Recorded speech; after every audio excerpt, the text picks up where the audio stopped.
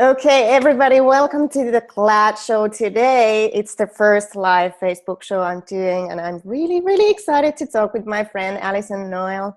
And Alyson is the #1 New York Times bestselling, award-winning author of 26 novels, and including the series The Immortals, Brightly Bloom, Soul Seekers, and Beautiful Idols. And she has sold over 8 million copies in print, and her books have been translated into 36 languages and sold in 200 countries, and that's amazing. And today we're going to talk about how did you make it happen, and how do you make it happen like today. And actually now it's going to be a major motion picture and starring Vanessa Marano, Laura Marano, and Jeffrey G. Hunt is directing the movie. So when the movie is going to get out, when we can see that, Alyson? I think probably 2018. The plan, I just saw, they've been so great about keeping me in the loop. I got to visit the set, which was super exciting. Yeah. And I've since seen several cuts of the movie. And the plan is to get it into film festivals, to find a distributor, and then it will go from there. So I think that the soonest that it will be released will be sometime in 2018. Oh my God, that must be really exciting to see, like, it's becoming alive. Yeah, it was incredible, like, to see that these characters that I created and these lines that I wrote, spoken and dramatized. And I'm really proud of the movie that it became. I think the Moranos, just really knocked it out of the park. They really embodied the characters and their journeys.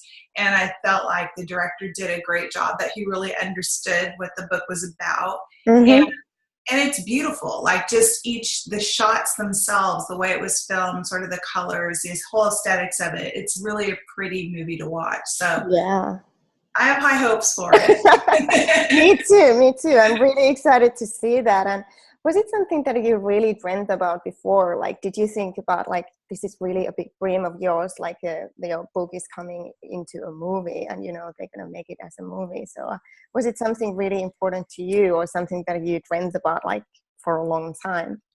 Well, in the beginning, when I was first trying to get published, I knew nothing about the industry at all. I didn't have a single friend who wanted to be a writer or had any remote interest in that. And so I was just sort of out there on my own trying to figure things out. And I have to say, my dream was just to, publish my book and see it sitting on a bookstore shelf. It really didn't go past that. And not even several copies, just the one copy, on a bookstore shelf. That's all I actually dreamed about at that time. And, as I, when that dream came true, of course, you expand to more dreams and bigger goals.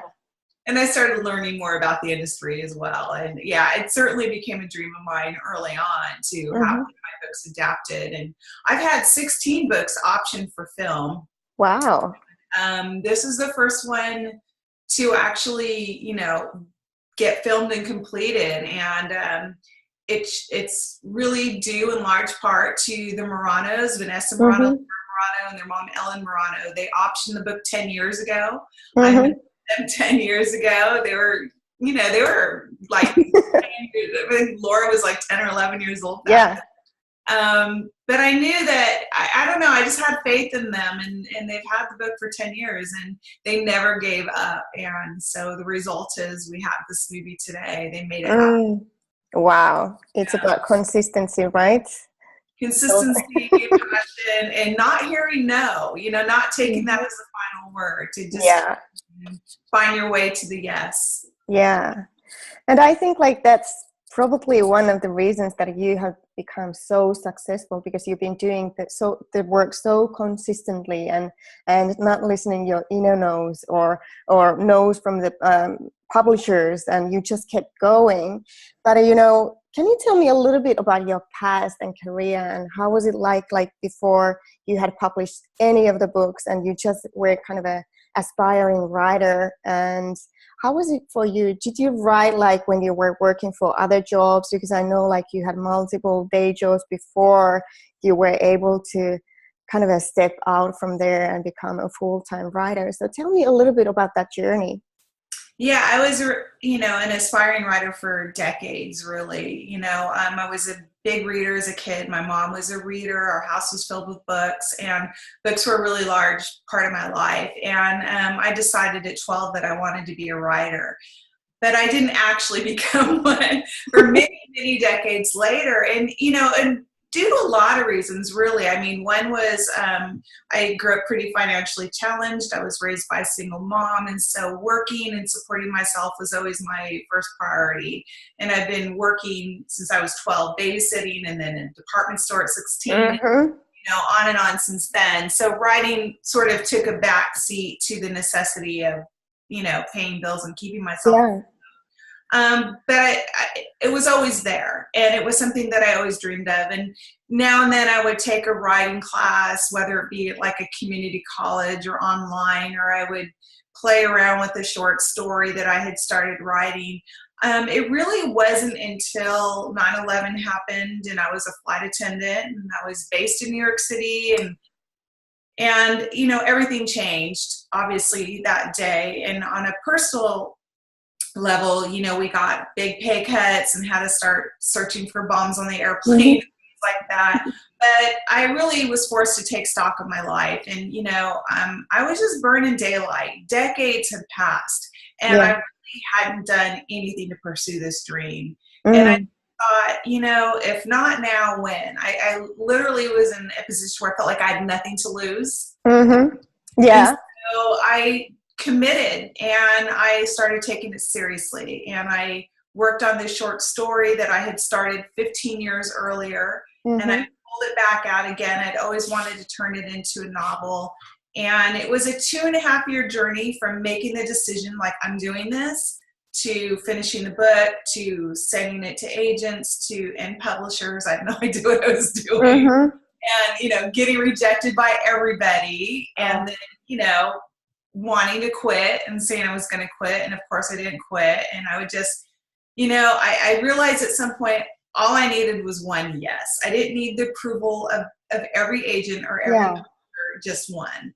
And Mm. go from there. And so I had to sort of define what was missing, what were my personal weaknesses as a writer, what were the things I needed to overcome. And it was helpful because those rejection letters were, the good kind, if there's a good Yeah. kind. They were Yeah. encouraging, and they all sort of said the same thing. Like, the characters are great, but nothing happens. Ah, So okay. I had a story about a girl walking around thinking very deep thoughts. So a real page turner. So funny. Yeah. So I had to figure out how to plot. Yeah. So But you learn from those rejections that I did. yeah, and you were I able to learned, improve your writing and you get it on the next level, right? and it also helps, define my level of dedication. Because Mm. when everybody is telling you no, just like in the hero's journey, that's the crossroads moment. Are you going to say, yes, you're all right, I don't belong here, and turn Mhm. around and back away slowly? Or are you going to say, well, no for now, but I'll figure this out, And so it really helped me to define, yeah, I do really want this, and I want it really bad. It's not a whim, it's not a hobby, it's not just some pipe dream, like, wanting to be a supermodel. Like, this is a real thing that I really want. And unlike being a supermodel, I think this is something that I could actually do. And those rejections in retrospect, although painful at the time, were Mhm. some of the best things that ever happened to me on many. Mm. That's very cool because you just kept going and you believed in yourself. Or what was how did you know that you want that? Where did the commitment came from? Because you kind of got frustrated with yourself. I'm not just like trying to do things, but I'm doing it. And that's something that shifts the energy. And actually it's about mindset, isn't it? Like you decide like, I will make it happen. Yeah, I mean, it was like I felt just really driven toward it. I can't maybe fully explain why, almost like a Mm-hmm. calling, but I had stories to tell, and I really wanted to tell them. And I was just determined to find a way to get past those gatekeepers. Yeah. so I could share them with the world. And then once they're out there, then, then it's up to the readers to decide if they want to read your story or not. And some will love you and some will hate you, and some won't care either way about you. Yeah, but you have done the work, and you have done your work. Yeah. And how, where it lands. Yeah. And how was it for you? Like when you got the first book published, you were like, what's going to happen next? And, how did it happen eventually? Like when you got the book published, how did you make it happen when you got all these rejections and somebody said, yes, finally? And what was the next step afterwards?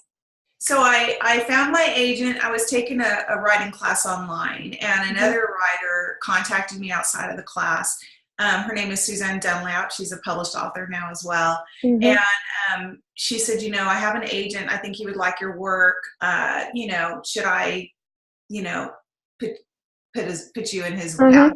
And I said, yes. I knew I wasn't ready, but I knew I wasn't going to miss the opportunity either. So I sent him my manuscript that I had, and he said what everyone else said, which was, great character, nothing happens. But he told me to buy, I always have it by my desk. This is not planned for that. He told me to buy a story by Robert McKee. And I did. And I took a couple days to read it, and I figured out what I was doing wrong very early on. And then I took 3 weeks to revise my manuscript. I was ruthless with it. And I sent it back to him, and he signed me. And then a couple months later, he sold my book in a 2-book deal to St. Martin's Press. I already had the second book going because, part of the thing about submitting your book and then waiting, it's a really nerve-wracking thing. And for me, the best way to get through that was just to start another project. I'd been working on the same story for 15 years. It was either going to make it or it wasn't by this point. But I knew it was time to start working on the next project. And that just happened to be a young adult voice too. That wasn't something that, I didn't know enough to know that I was writing young adult. Yeah. And young adult wasn't as defined as it is now. There wasn't really the bookstore space for it, and there wasn't really all the authors that there are now. It was a much smaller segment. And when my book was originally, bought by St. Martin's Press, the plan was to put it on the adult shelf because they didn't do young adult books. Yeah. Ultimately, it ended up on the young adult shelf and went there. But so you didn't really choose your genre, it kind of chose you. Yeah. Very interesting. How did it happen? Yeah, to me, I was just like, well, I'm writing this story and it happens to be a teen protagonist. I didn't really think of it in terms of genre and all of that. I was just writing a story that was in my head. Yeah. And I still do that. I try to think less about what genre I'm writing initially anyway.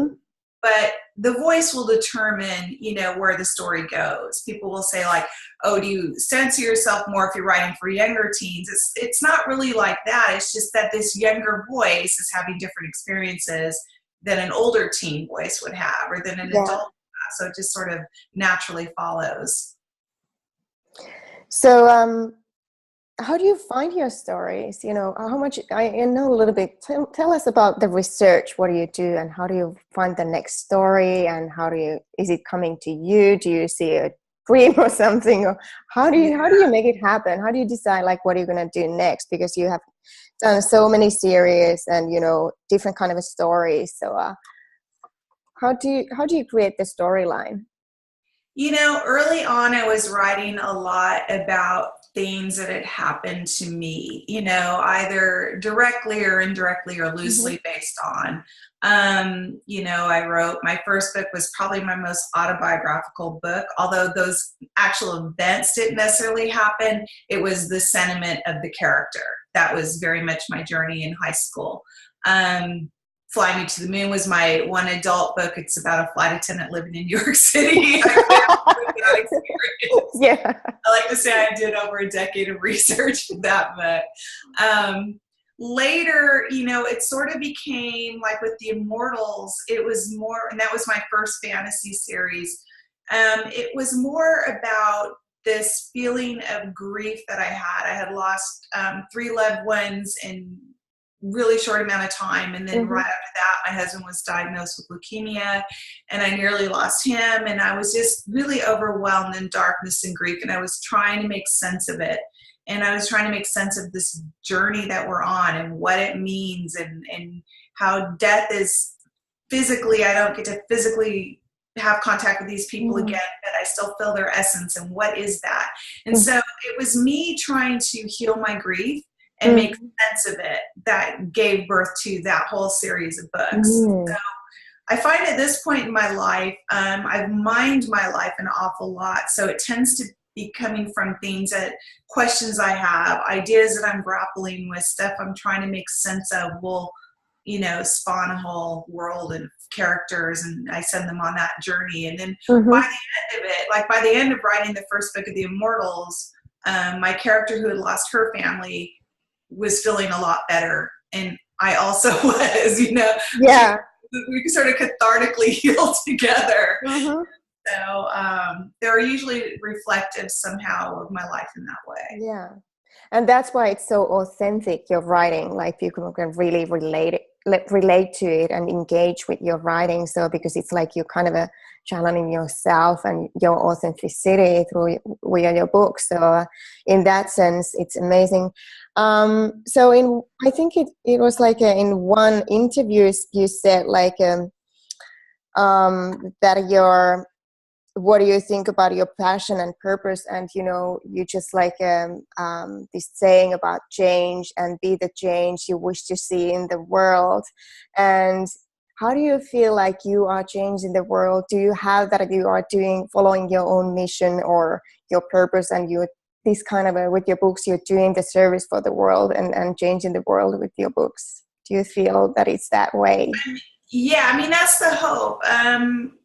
I know with the Immortals, I had so much reader feedback from that, and a lot of people, there were a lot of, yes, it was a romance between star-crossed lovers. There was also a whole other message underneath that.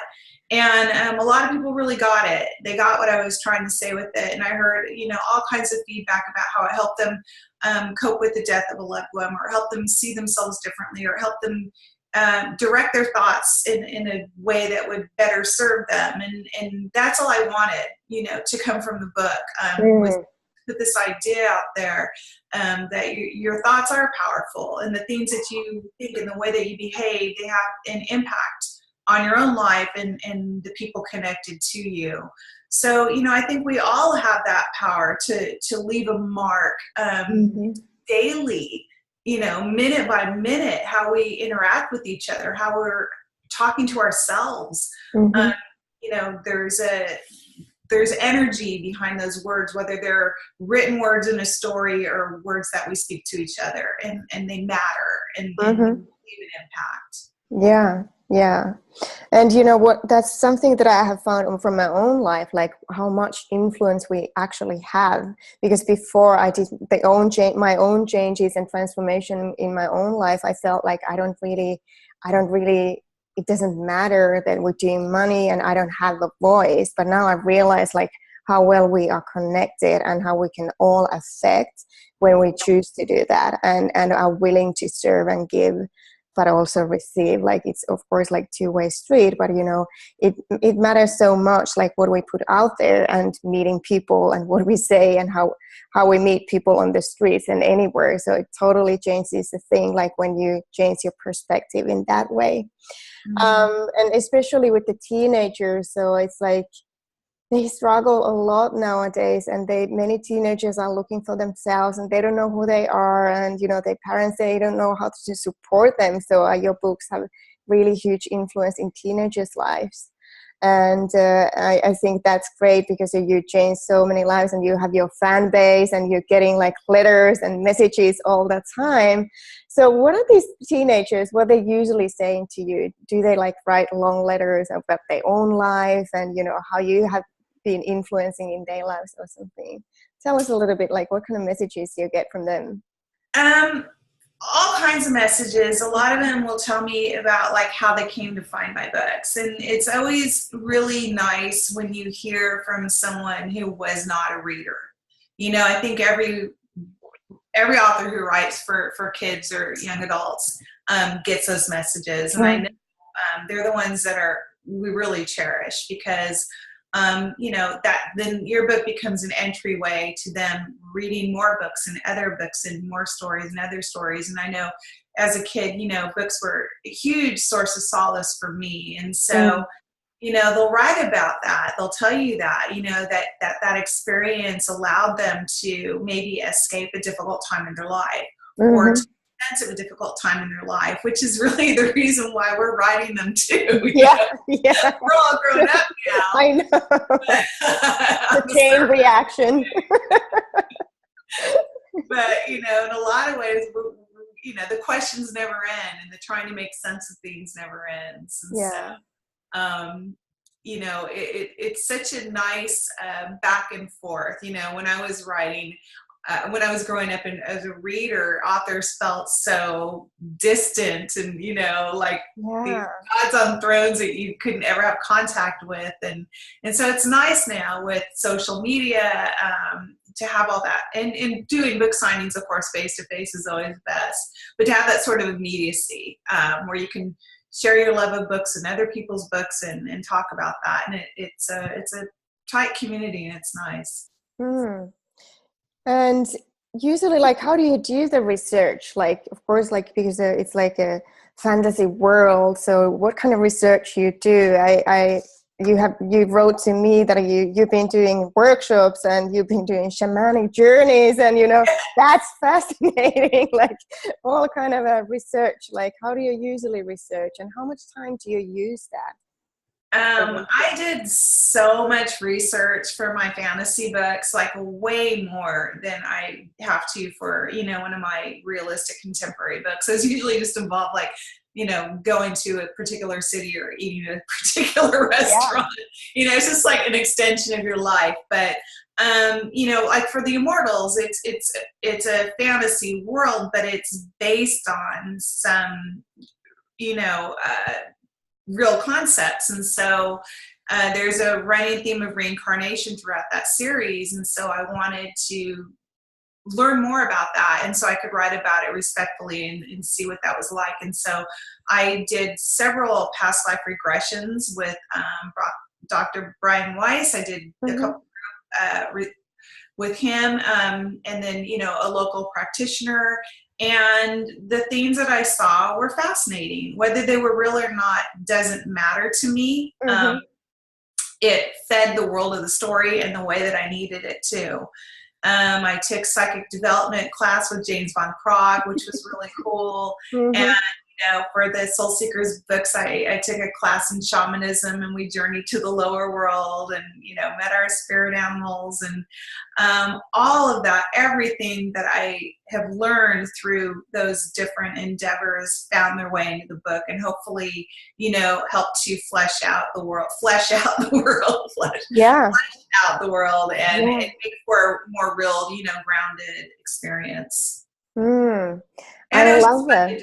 I love that because when I talk with passionate people who are really kind of living kind of fulfilled life that they have wanted to live, like you have really going towards that direction like consistently, and I see that people are really living it, like their lifestyle is all about it, like you doing research and being that curious, like doing different kind of things that you can really pour out and create these worlds, and it doesn't really matter that if it's true or not, but that's your experience that you're sharing in your books. And, you know, it's like I think like it's amazing to see like people when they're talking about their passion and purpose, like how authentic it is because they kind of are living it through. Do you know what I mean? It's like it's not the external thing, but it's like it's truth for them. And where is it coming from? Where the information is coming from? It doesn't really matter, but it matters like what do you get out of it and how you share that. And that is inspiring and that is authentic then.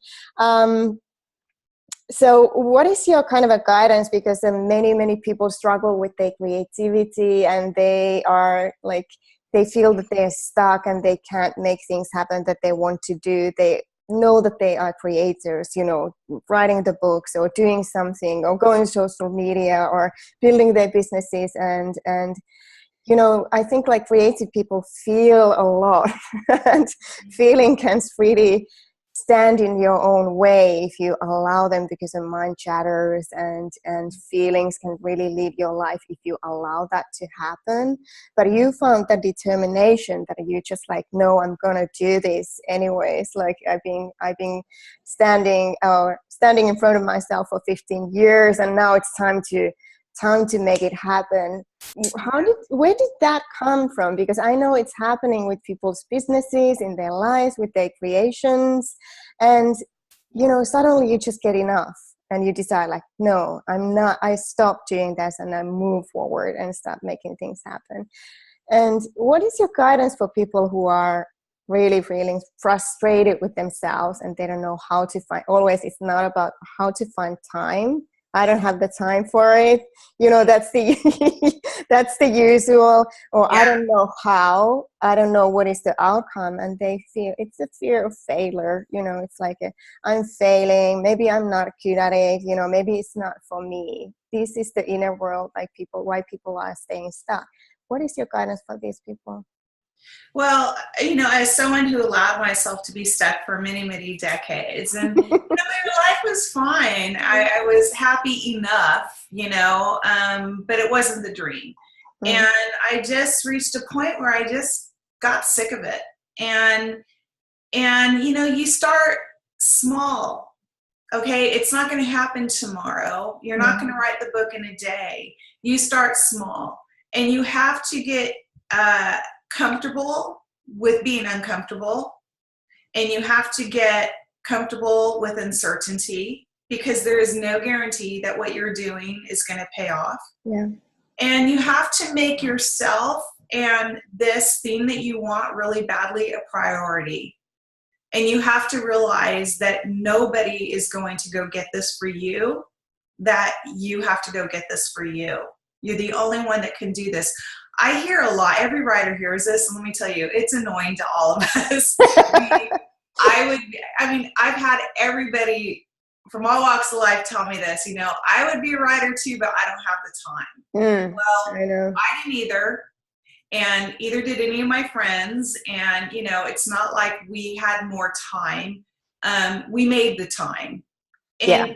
trust me, I get letters from people, don't write me and tell me, explain to me exactly why you don't have the time. I know you don't have the time, but either did I, and either did everyone I know. Yeah. And we still found the time. And it's about making that thing a priority. You know, it's like getting up a little bit earlier and writing 100 words a day. It's still 100 words, okay? Mm-hmm. You're not going to write your book in a week anyways. It doesn't happen that way. And if you did, you're going to have to revise the heck out of it. So you may as well take the time, you know, to do it properly.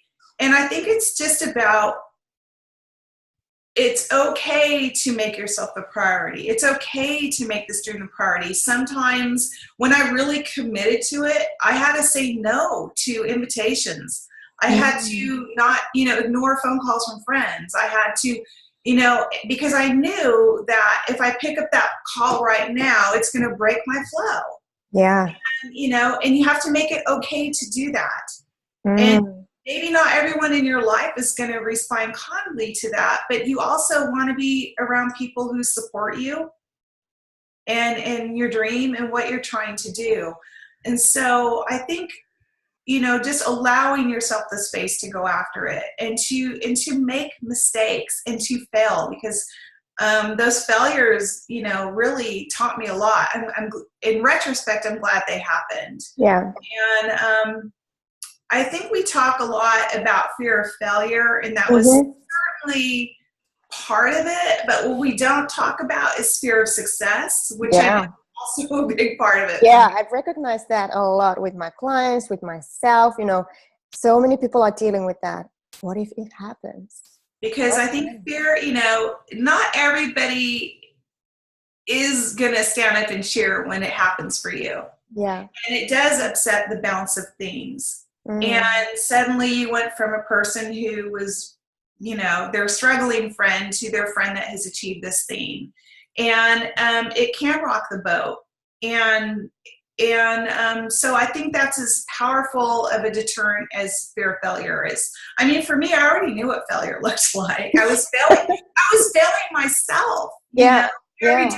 My life was okay, but I wasn't going after the thing I wanted. So I was already familiar with that. If I failed, so what? I didn't quit my day job. I would still be a flight attendant, and and it was fine, and it was good. And I traveled the world. I met great people. So there wasn't a huge risk there. But succeeding would mean that my entire life would change. And what would that look like? Yeah. And many people, they don't even think about it. They're too scared to even think about it because they would be like they want to be so humble that maybe it's not happening. It's easier to think that it's not happening. But if we want to be successful, we need to be prepared for success as well, and to see it and visualize it and feel it. If we want to make things happen, if we want to publish our books, we need to see that with our bones and feelings and everything, so that we kind of make it happen, right? It's about energy, a lot of energy. Yeah, right? I think so. I think you have to be able to see the target to hit the goal. Or that said, I mean, you have to have some semblance of what you want that to look like for you, and the feeling of standing within that space. Of course, when it happens, it won't mimic that, but it will serve to prepare you somewhat. Yeah. And you mentioned that you need to have people around you who's supporting you. And who's your supporting team? Do you have a team? How do you run your business? Because it's a business. So who do you have in your team helping you? Right. So early on, I didn't talk about that I was writing a book to everybody. I just didn't do that. Partly because I'm kind of an insular person. I don't really work well that way with everyone going, oh, how's the book going? This doesn't motivate me. So I told my husband and I told my mom, and I think that's it. I sort of just, maybe my roommate at the time, I just sort of did it. I was living between New York and California because I was a flight attendant going back and forth. So it was just sort of something that I did quietly. And it was only when I got my first book deal that I really, of course, went out there and told everyone, oh, I wrote a book and this thing happened. But my team remains really small still today. I mean, I have my agent that I've been with now since 2009. He's great. I love him. And, it took a while to find the right fit. He's my third agent, but I did. And he's a great support system for me. My husband, Sandy, who he's taken all of the, he did the Robert McKee story course with me, and he's always my first reader. He is, an attorney by trade, but really detail oriented and really good at catching things. He's always my first reader. He reads it before anybody. And if I'm having a problem, like figuring out which way I'm going to go or how to get out of this mess I've written myself into, he's pretty good at helping me find my way out of that. And then I have my assistant, Jeanette, that's been working with me since I think 2009 or 10, part-time basis, online only, but she's just perfect. And and then whatever editor I'm working with at the time on the book. So. And then I have a wider network of close writer friends, some that, I only see on the internet because they all are scattered, and then a smaller group that lives near my house, nearby in the same area. And so we'll meet up like once a month. And Yeah, that's so important. That's so important. I have my coaching team as well, and coaching friends, that I need to connect and talk and share what's happening.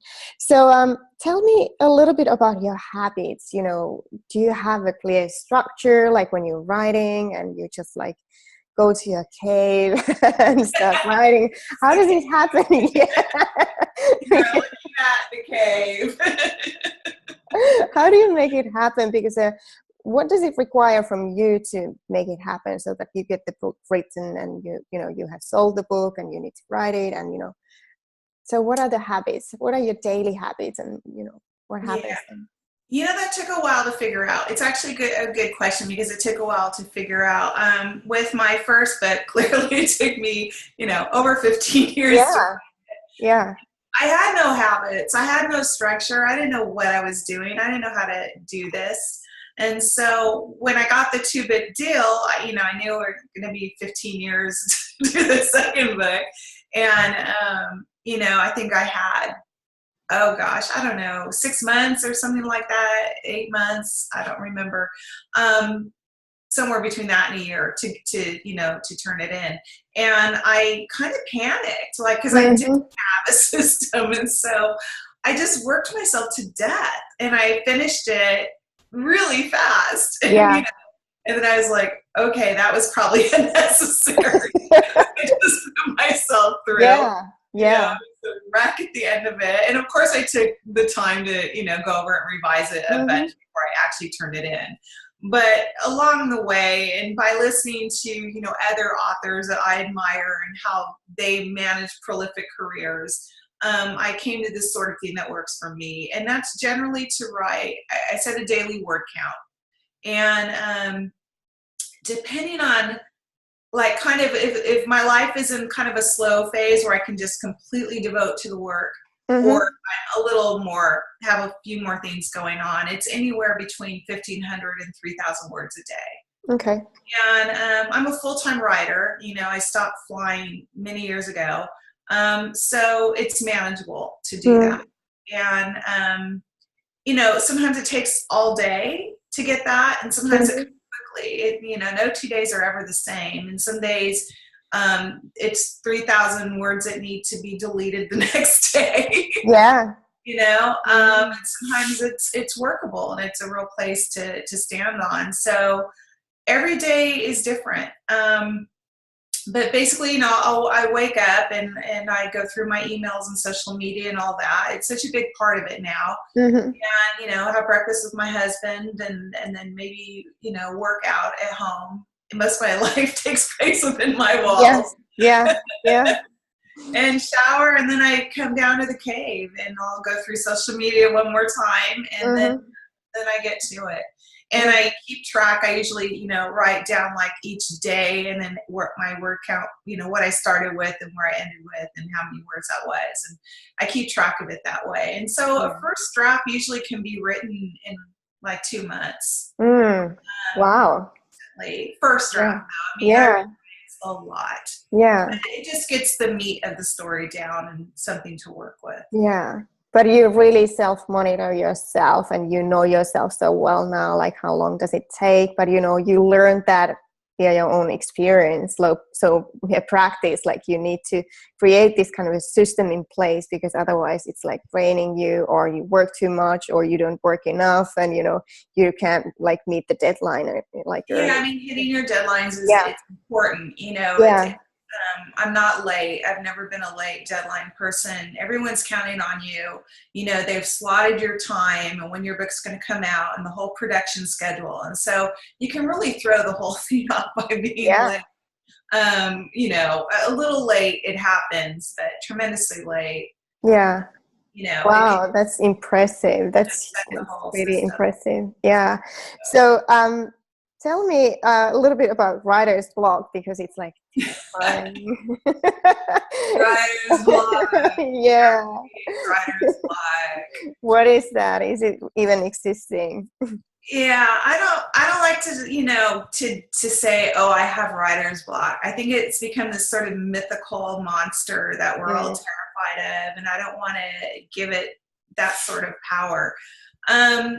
So for me, I like to say I don't do writer's block. Sometimes I get stuck. I don't do writer's block. And, Robert McKee, who wrote Story, he talked about that. And he says, it's about not knowing enough about this world that you're creating. You've lost your way. And you have to go back and remind yourself, why am I here? What am I trying to say? What does my character want?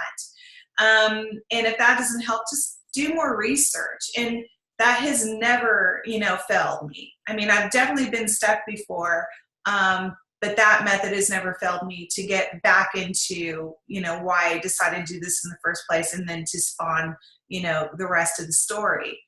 But sometimes writer's block can be something else. It can be anything from just a procrastination tool to a getting in your own way to, something more serious like maybe depression. Yeah. You have to figure out what that is for you. I'm writing a story right now, and I was feeling a little bit the last couple of days like I don't know really what the story's going to be. I have the premise, but like, okay, and then what? That's where the story is. It's the and then what part. And so it was frustrating because it's not something that I'm really used to. And so I just, for the last few days, I read articles related to the world. I watched movies remotely related to the world, and I just sort of did that. And this morning I woke up at 6 a.m. and I had all this dialogue and stuff downloading in my brain, and I went to my computer and started writing it down. And now I know what the story is. So I think sometimes if you allow yourself the space and get over the panic of, I don't know the words, it's okay. Just do things like that, Yeah, get over yourself, sort of, and do something else. Conscious work on it while you're reading articles related to the world, and you're still connected to the world, but you don't always have to be writing every moment. Yeah, it's not all the work. So tell a little bit, like, so what do you do, like, when you're not writing? What do you love to do? I have no idea.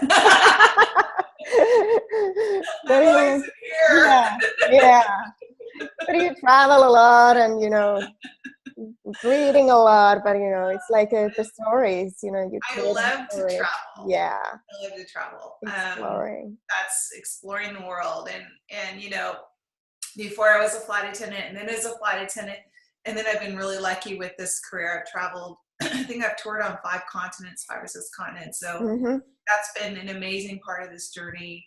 I actually love watching TV, and I say that because this is like the golden age of TV. There is so much good content and good storytelling happening right now on all these, streaming devices and I find that very useful as a writer. I like to deconstruct the story and why it worked and where I didn't feel it worked. And I find TV right now to be super inspiring. Yeah.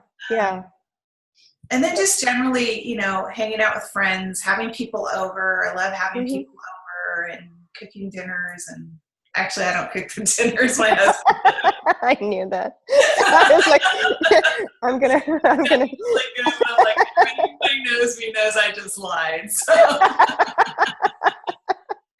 I make the playlist.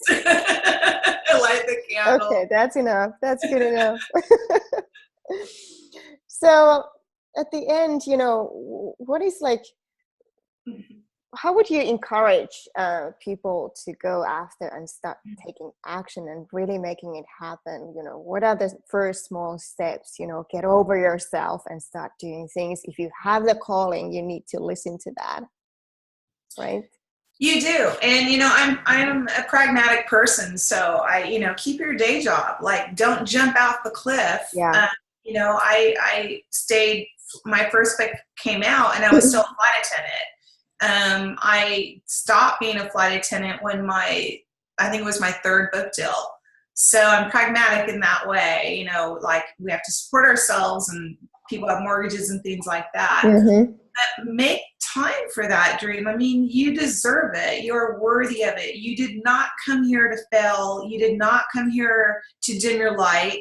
You did not come here to play small. And other people who may have put these ideas in your head, I know I had so many people put these ideas in my head growing up. I had a history teacher tell me I would never amount to anything. I heard all kinds of negativity like that. All sorts of negative prophecies of what I was capable of. And they're looking through their own narrow lens and they don't know what you're capable of. And it's up to you to show them. And, so don't let other people tell you that and define that for you. we're not here to fail. All of us came here to do something. Mm. And I think you deserve to, allow yourself that space to do it. And you can start small. It's fine. 100 words a day is fine. You're still Yeah. right. Yeah. Just fit it in where you can and carve that space out for yourself. I love that.